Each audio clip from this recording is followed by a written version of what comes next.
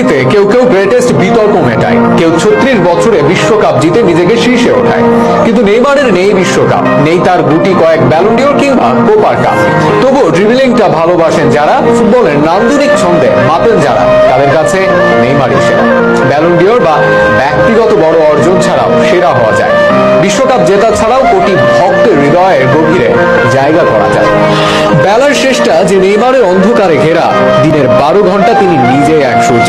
তাই তার কাছে কোনো ব্যালন ডিওরও নেই, বিশ্বকাপও নেই, গড় তর্কে জড়ানোর লেভেল নেই, কিন্তু তবুও কোটি কোটি মানুষের হৃদয়ে তার জায়গায় কোনো বিকল্পও নেই। তাদের গল্পে নেইমারই সেরা।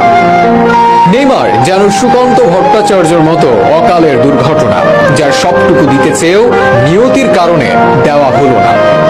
তিনি নজরুল ইসলামের মতো অকালে বার্ধক্যে পড়া কবি, অল্পতে বিছানায় শোয়ার কারণে হয়তো কিছু গল্প আছে বাকি। তবে যারা বেশি কিছু না খুঁজে ভালো কিছু খোঁজে, যারা ট্রফি আর রেকর্ডের বাইরেও ফুটবলটা বোঝে, তাদের গল্পে তো নেইমারই সেরা। বারবার পড়ে যাওয়া নেইমার উঠে দাঁড়িয়ে ব্যস্ত হয়েছেন নতুন শিল্প আনতে, নিজেকে ব্যস্ত রেখেছেন শেষ মিনিট পর্যন্ত নান্দনিক ফুটবল উপহার দিতে।